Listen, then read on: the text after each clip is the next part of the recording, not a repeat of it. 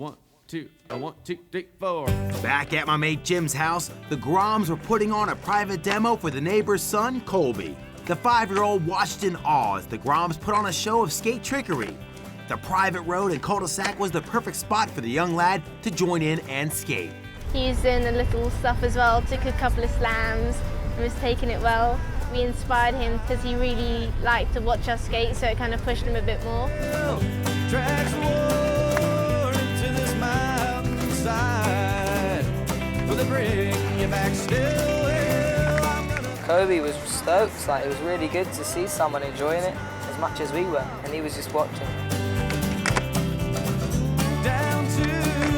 It went on for hours until it got dark. My blood will be here waiting for you the next time we take that turn. You want a sticker? Yeah? There you go.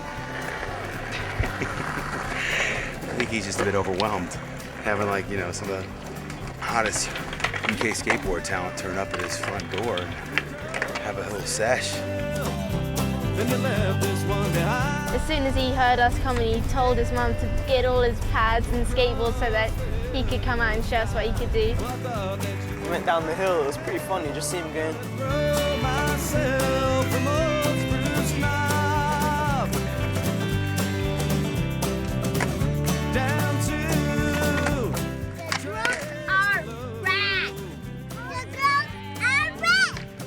The Groms are so rad that they even got blindfolded and still kept the tricks rocking.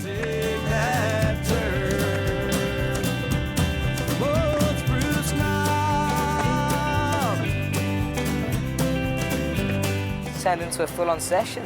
I enjoyed that so much. It's a proper raw session, you know? All of us just skating the flat, just having fun. That's what it's about.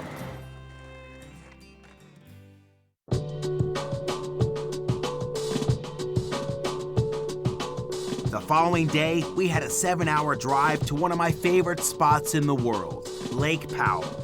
The scenery through the Rocky Mountains was breathtaking, and I was looking forward to driving through the desert in Utah. With such a long journey ahead, I planned for a skate session en route. The Groms had no idea that we were approaching the magic concrete bowls of Carbondale Skate Park, Colorado.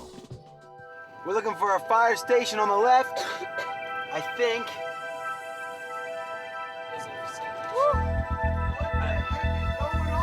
Oh, Christian! Whoa! That is amazing. You're playing it, Christian was like, oh man, it's supposed to be a really old fire station here.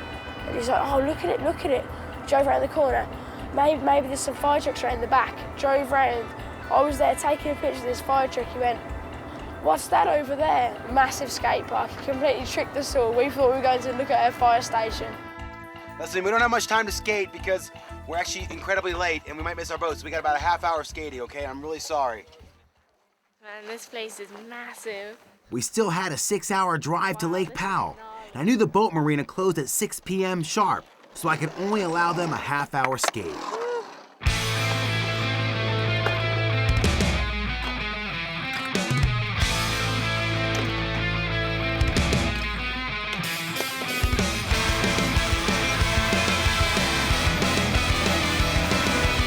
Nice little detour.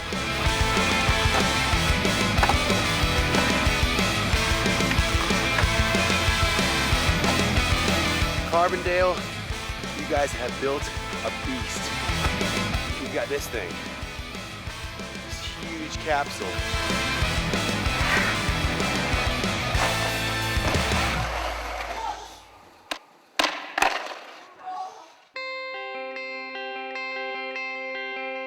And I went straight up and I leant back too much and I just lost my balance and my board just shot over the top and I backflipped, but just missed me head and I had to jump up straight away because my board went round once, went round halfway and just fell from the top. I had to dive out the way. That's so harsh.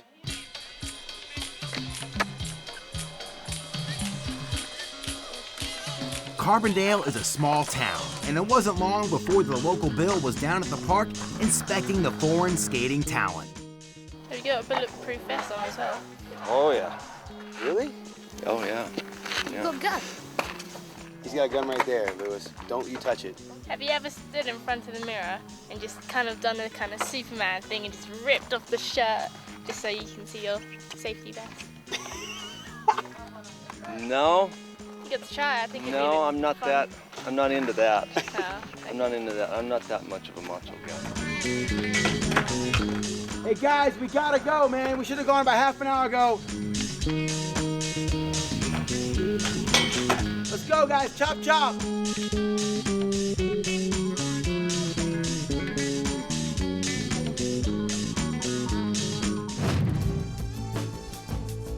After the Carbondale session, we hit the road for a 6-hour drive to Lake Powell in Utah.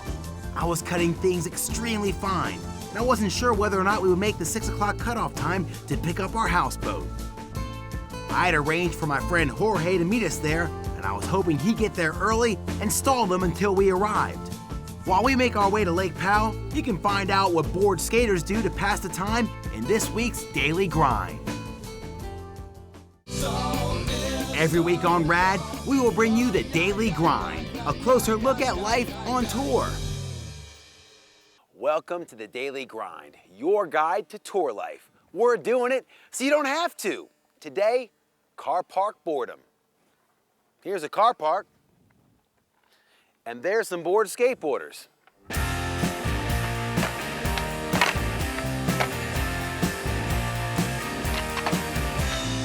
When skaters are bored, they play skate.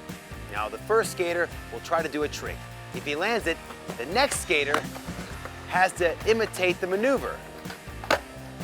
If he lands it, they move on to another trick. If he doesn't land it, he gets a letter. The first letter is S, and the first skater to complete the word skate is the loser. For this game of skate, I've got Master Chris Vile and Master Ross McGowan. Okay, boys, I want you to take 10 pushes and come out firing. This is gonna be good.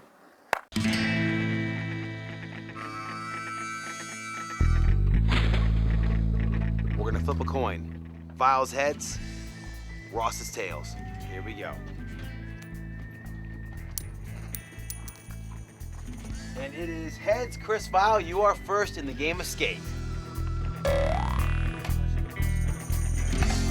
Here we go. Switch heel flip from Vile. He's throwing him down. Let's see if Ross can do it. Switch heel flip. Ross is not to be outdone. He sets up for a fakey big spin flip. Nicely landed. Good execution. Ross McGowan is sweating. What do you got, Ross? Oh! The first letter goes to Ross with an S. Oh, foot down, NS, and a K for Ross McGowan. Whoa! Ross is getting nervous. Never landed one in my life. S-K-A.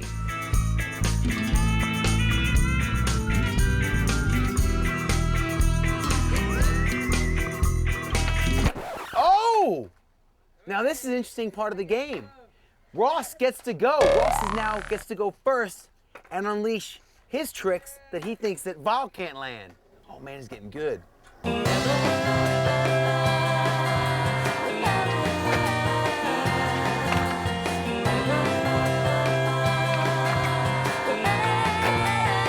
Wow, we are got a good game here, folks. Ladies and gentlemen, you are witnessing skate at its best.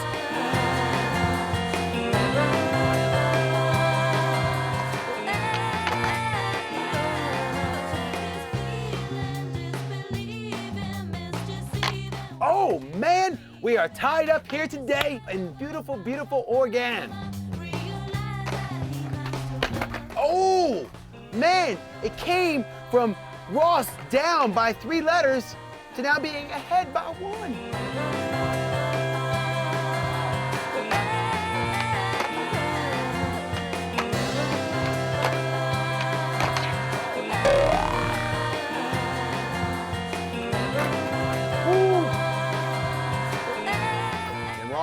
emulate. Wow, we've got a tied game here.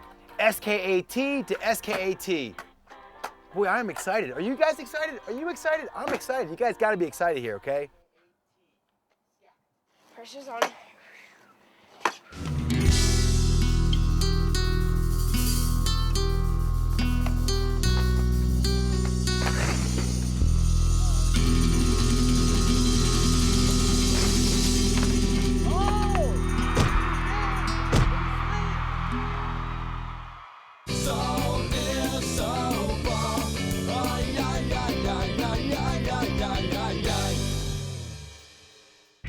Back on tour, I was seriously doubting whether or not we would make it in time to pick up our houseboat. I was hoping my good friend Jorge was already there to stall them for our arrival. 30 seconds. If we don't get there in 20 seconds, they're closing and we don't get on the boat. This is my boy Jorge. He sped from Vail to make sure we're all good. Yep, we're here. And we're gonna be there right on time. 6 o'clock, no problem. How's that for a close call? They're locking the gates right now. Yes! We managed to hire a houseboat in the nick of time. We embarked the vessel and set out to find a location to moor up for the evening.